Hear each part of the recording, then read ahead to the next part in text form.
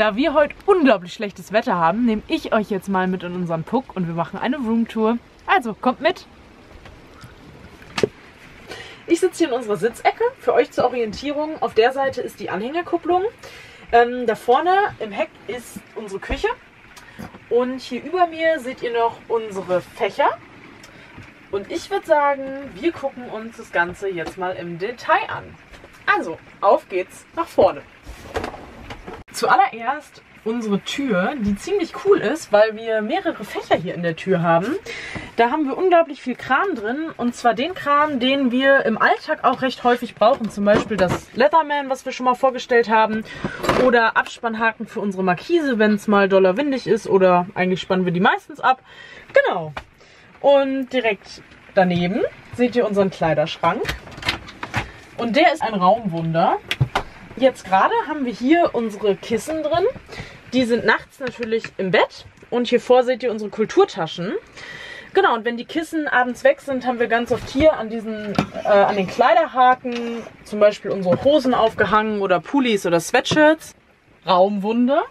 Nimmt man diese ganzen Kissen raus, kommen noch zwei Kisten zum Vorschein. Kiste Nummer 1, in der ist gerade mein Föhn. Da sind hier meistens unsere Regenjacken drin. Die haben wir jetzt gerade nicht dabei, weil eigentlich war ganz gutes Wetter vorhergesagt. Hat nicht so gut geklappt. Und in der zweiten Kiste ist unsere Schmutzwäsche. Die Kiste ist übrigens aus dem Baumarkt. Können wir absolut empfehlen. Wir haben da noch mehr von. Die werdet ihr gleich noch sehen. Und ja. So, jetzt geht's aber weiter, und zwar mit unserer Heizung. Die ist schon relativ oft bei uns in Gebrauch gewesen, gerade wenn wir im Winter unterwegs waren, und die macht es hier unglaublich muckelig warm, also richtig gut. So, und was fehlt hier noch? Unsere Schuhkiste. Also Kiste, beziehungsweise unser Schuhschrank. Hallo! Und zwar ist hier unser Schuhschrank. Das ist total praktisch, weil man kommt rein, kann die Schuhe hier verstauen. Gerade im Winter ist es super, wenn man Boots oder so dabei hat, dann stehen die hier nicht immer rum, sondern man kann sie da rein tun. Genau, und mehr gibt es zum Schuhschrank auch eigentlich gar nicht zu sagen, weil es ist ein Schuhschrank. Und jetzt einmal nach oben. Haben wir hier noch mehrere Haken.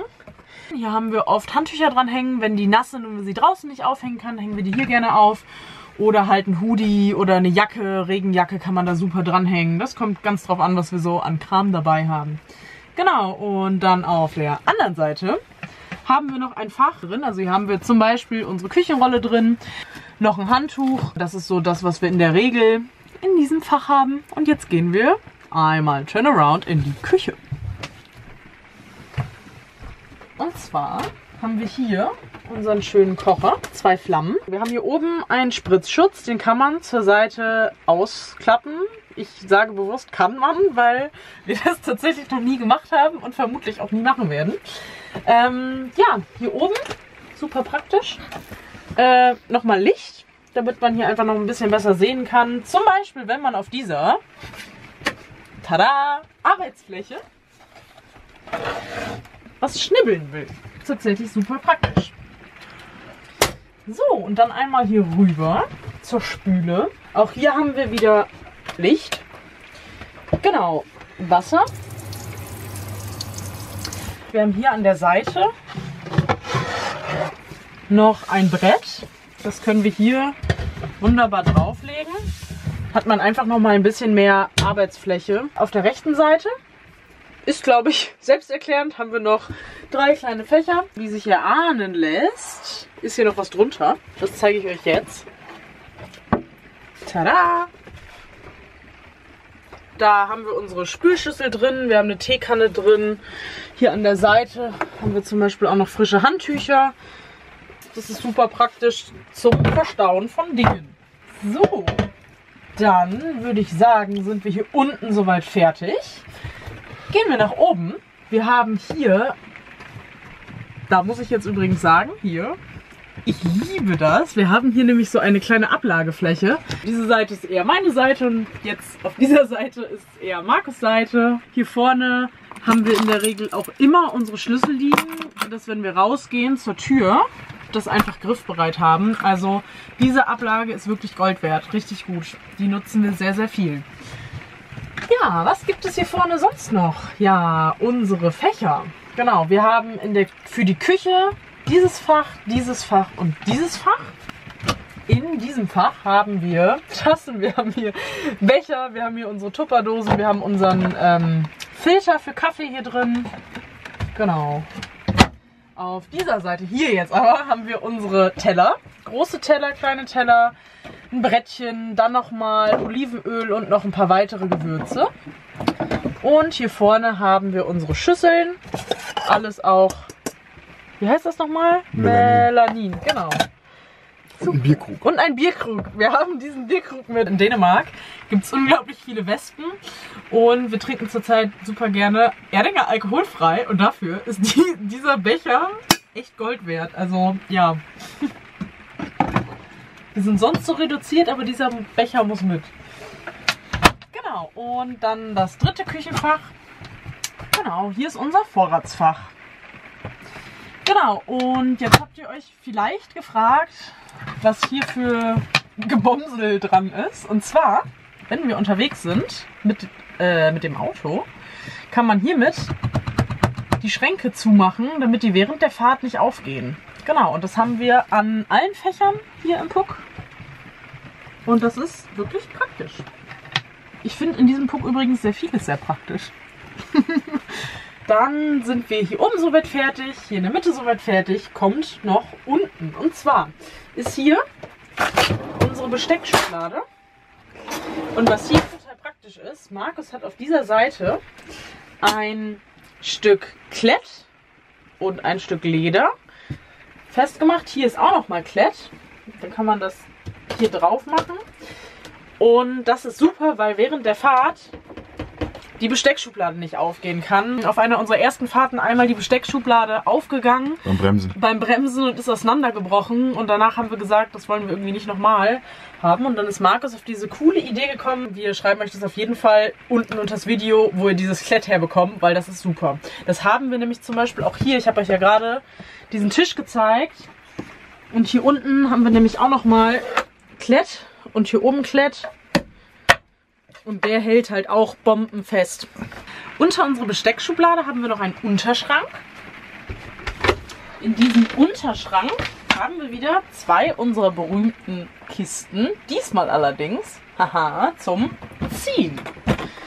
Genau, hier unten haben wir drin ganz viel Kram. Und zwar, wir haben hier drin Allzwecktücher, Mülltüten, wir haben eine Kelle, die nicht in die Besteckschublade passt, Schwämme, Alufolie, also alles, was man so an Kram braucht.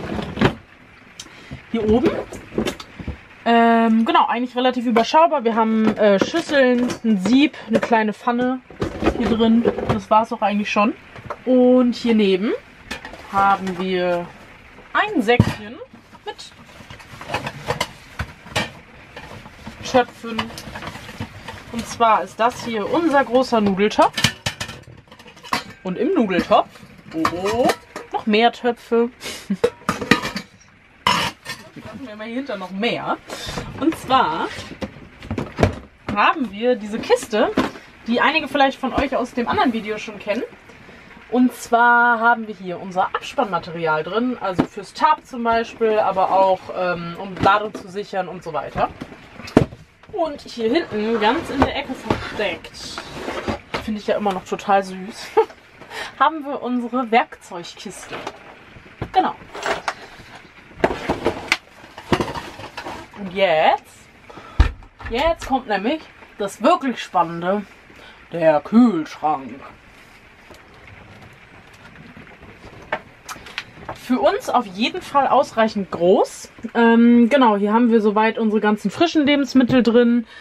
Im Sommer haben wir in der Regel immer eine Kühlbox mit, und zwar für Getränke, weil die kriegen wir für 2 Personen einfach in der Tür nicht alle unter. Aber ansonsten reicht der vollkommen für uns aus. Was noch ganz cool ist, wir haben hier oben in der Ecke noch ein super kleines Eisfach, aber es ist ein Eisfach und es ist total praktisch für Eiswürfel. Man kriegt nicht viele rein, aber man kriegt eben Eiswürfel rein, was im Sommer cool ist. Was noch? Und man kriegt natürlich auch Eis da rein. Finde ich auch super. 1 oder 2. Genau, also ganz cool, dass hier noch ein Eisfach dabei ist. Julia liebt Eis. Nein. Genau. Soweit unser Kühlschrank. Was noch ganz cool ist, das hat allerdings diesmal nicht Markus gebaut, aber man kann den hier mit einem Knopf sichern, dass der während der Fahrt nicht aufgeht. Ist ganz cool. Wir können den hier sowohl über Batterie laden, wenn er zum Beispiel am Auto ist, oder eben jetzt, wenn er am Strom hängt. 22 Volt. Hier können wir regeln, wie kalt er sein soll. Genau. Und hier kann man via Gas betreiben. Genau. So viel zum Kühlschrank. So, wieder in der Sitzecke fangen wir an mit dem Strom. Und zwar haben wir hier ziemlich viele Steckdosen. Die erste ist direkt hier vorne.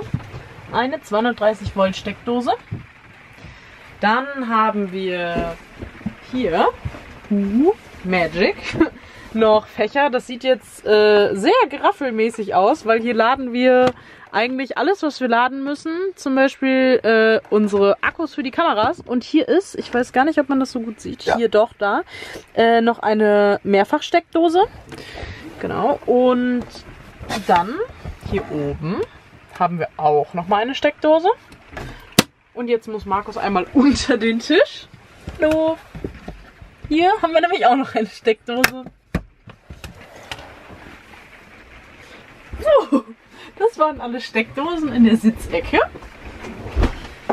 Ja, und genau, hier sitzen Markus und ich eigentlich immer, wenn wir essen. Aber wir essen nicht nur, wir arbeiten auch. Also wir können tatsächlich beide von unterwegs arbeiten, was super praktisch ist, weil wir dadurch natürlich auch öfters wegfahren können. Und wenn draußen nicht super schönes Wetter ist, sitzen wir eigentlich immer hier. Ja, apropos Arbeiten und Essen. Wir sitzen hier natürlich nicht nur alleine, denn wir lieben das auch hier mit Besuch zu sitzen. Und dafür ist dieser Tisch einfach super, weil er tatsächlich extrem groß ist. Also man kann hier mit mehreren Leuten wunderbar dran sitzen. Genau, und das war es auch eigentlich schon zu diesem Tisch. Was super praktisch ist bei diesem Tisch noch, das war nämlich noch nicht alles, man kann ihn aushängen, also man kann ihn rausnehmen. Das zeigen wir gleich nochmal, wenn wir die Sitzecke zum Bett umbauen. Ja, das war es soweit in der Sitzecke. Und jetzt zeige ich euch unsere Fächer über der Sitzecke. Fangen wir hier vorne an. Und zwar haben wir hier ein Fach, auch wieder mit den super Befestigungshaken. Hier haben wir hauptsächlich Technikkram drin, dass das eben im Puck nicht so rumliegt, haben wir das alles hier in diesem Fach. Also das ist unser Technikfach. Gehen wir einfach weiter. Das ist dieses Fach. Das kann ich auch bedenkenlos aufmachen, weil Markus ist ordentlich. Genau, die Anziehsachen von Markus. Kommen wir zu unserem spektakulären Doppelfach, was nicht ganz so aufgeräumt ist, aber wir wollten ja hier kein Vorspielen falscher Tatsachen. Hier ist das meiste von Markus und das ist eigentlich alles von mir. Deswegen ist es auch voller. Ja, genau. Ja. Ja. Ja, das sind dann so Sachen, die man eben so braucht. Ich weiß gar nicht, wem dieses Fach gehört. Schnell wieder zu. Ja, und das waren die Fächer über der Sitzecke. Kommen wir zu den Fächern unter der Sitzecke. Und ich zeige auch schon direkt auf das erste Fach. Da haben wir ja vorhin schon einmal kurz reingeschaut. Und zwar, seht ihr es jetzt einmal von oben, haben wir hier unsere Schuhe. Zum Beispiel Flipflops. Haben hier nochmal 2 berühmte Kisten. Unten einmal unsere Reiseapotheke. Die hier. Und hier drüber nochmal eine Kramkiste, im Prinzip auch mit Drogeriesachen. Und hier neben sind unsere Handtücher. Die frischen. Genau. Kommen wir zum Fach auf der anderen Seite. Hier haben wir jetzt im Sommer unseren Ventilator dabei. Und hier einfach nochmal Decken. Wir benutzen ja Schlafsäcke, aber wenn man zum Beispiel abends, wenn es frisch ist und man sich mal raussetzen will, ist es einfach super praktisch, nochmal Decken zu haben, 2 Stück. Und unter den Decken ist noch ein großes Spannbettlaken. Genau, und das war es auch eigentlich schon. Ganz kurz nochmal eben hoch. Ja. Wen es interessiert, hier ist die Strommimik. Genau. Nur fürs Protokoll. Also für alle, die es interessiert, Strommimik. So, fehlen noch die beiden Fächer hier hinten. Wir können ja an diese beiden Klappen auch von außen dran. Also an die Fächer kommen wir durch Klappen von außen dran. Und wir haben zum Beispiel hier ist unser Campingtisch für draußen. Wir haben 2 kleine Hocker, die haben wir ja in unserem anderen Video, was wir jetzt kurz einblenden, haben wir das ja auch schon mal alles vorgestellt. Das Einzige, was wir aus diesem Fach hier drin brauchen, sind abends diese Stangen. Denn mit diesen Stangen bauen wir abends das Bett. Das zeigen wir aber gleich nochmal. Genau, und auf der Seite, wir haben hier zum Beispiel unseren Kadak 2 Flammenkocher, wir haben hier unser Reserverad, wir haben hier Stromkabelkran drin, eine Picknickdecke, also nichts, was wir hier drin im Puck brauchen. So, dann haben wir soweit hier alles fertig. Bleiben noch die Fenster. Wir haben an allen Fenstern hier hinten in der Sitzgruppe diese Gardinen, die man ganz leicht zu beiden Seiten zur Seite schieben kann. Und was cool ist, wir können alle Fenster hier im Puck aufmachen. Das ist dann auch höhenverstellbar, also wir können zum Beispiel so aufmachen oder noch weiter auf. Ja, was noch cool ist, wir haben Fliegengitter, was natürlich gerade im Sommer, weiß ich nicht, wir waren jetzt in Frankreich, da ist es abends einfach Gold wert, Fliegengitter zu haben. Und dann haben wir noch ein Verdunklungsrollo, was wir nachts immer unten haben, und wir machen nachts tatsächlich auch immer noch wieder diese Vorhänge zu, weil wir es einfach schöner finden. Genau, die Verdunklung und das Fliegengitter haben wir auch an allen Fenstern, also im Puck ist es dann noch wirklich dunkel nachts, was sehr cool ist. Insgesamt haben wir hier im Puck 6 Fenster. Haben wir 6 Fenster? 2, 4, 6. Ja, wir haben im Puck 6 Fenster. Genau, und so viel zu diesen Fenstern. Aber wir haben noch 3 weitere Fenster. Und zwar, wir haben Dreiecksfenster. Was das ist, zeige ich euch jetzt. Wie ihr vielleicht schon gesehen habt, haben wir ein Hubdach, was man super gut aufklappen kann. Und was hier komplett aus Stoff ist, das macht ein unglaublich angenehmes Raumklima. Und was richtig cool ist, wir haben, was ich gerade schon gesagt habe, hier noch ein Dreiecksfenster. Und das ist auch ganz typisch für ein Eriba. Touring. Also ein Eriba Touring, genau. Und gerade bei den Eriba Touring Gruppen bei Facebook ist es auch ganz berühmt, ein Foto von diesen Dreiecksfenstern zu posten. Deswegen habe ich euch auch gerade das hier gezeigt und nicht das hier, weil hier sieht man nämlich das Meer. Da haben wir auch noch ein Dreiecksfenster. Du wolltest die Dreiecksfenster zeigen, genau. Ich soll alle Dreiecksfenster Und da haben wir nämlich gerade auch gegenüber einen wunderschönen kleinen Wohnwagen. Da, jetzt sieht man's. Ja. Wup, wup. Da ist der Eriba. Und da ist Mr. Rossi sucht das Glück. So, und der Vollständigkeit halber an der Küche, wo die Lampe brennt, haben wir auch nochmal ein Dreiecksfenster. wup, wup. Ja, total nette Nachbarn, Dauercamper hier. Aber jetzt schon wieder weg, weil Sonntagabend ist. Oh, okay, das war ein bisschen gestellt. Aber da wir jetzt am Ende der Roomtour quasi fast angekommen sind, zeige ich euch jetzt natürlich nochmal, wie man unsere Sitzecke zum Bett umbaut. Und wie wir, ja, nicht mal. Wie wir die Sitzecke zum Bett umbauen.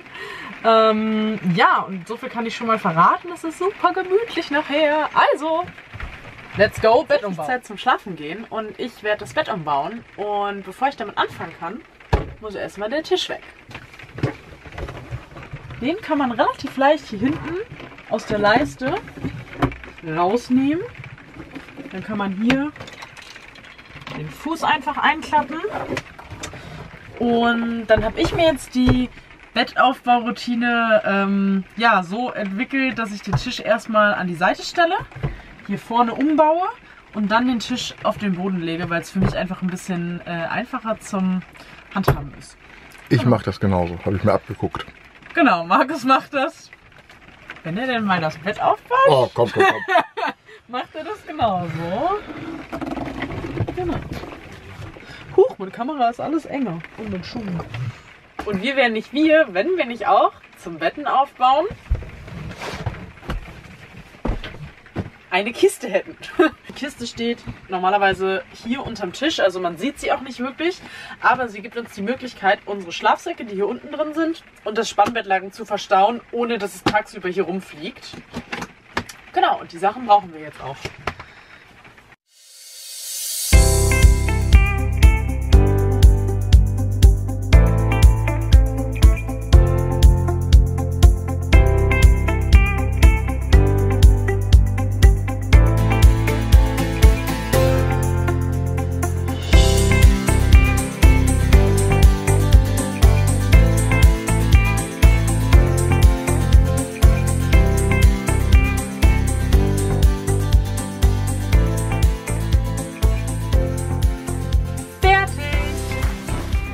Und es ist so gemütlich. So, das war sie, unsere Roomtour. Juhu. Hey. Wir hoffen, dass sie euch gefallen hat. Und wenn ja, dann dürft ihr gerne einen Daumen hoch da lassen oder ein Abo. Wir freuen uns da jedes Mal total drüber. Ja. Und ja, wenn ihr noch Fragen, Anregungen, Kritik habt, schreibt Feedback. gerne in die Kommentare und Feedback. Wir freuen uns über den Austausch mit euch. immer. Wie immer. Und bis zum nächsten Mal. Macht's Genau. gut. Ciao. Ciao.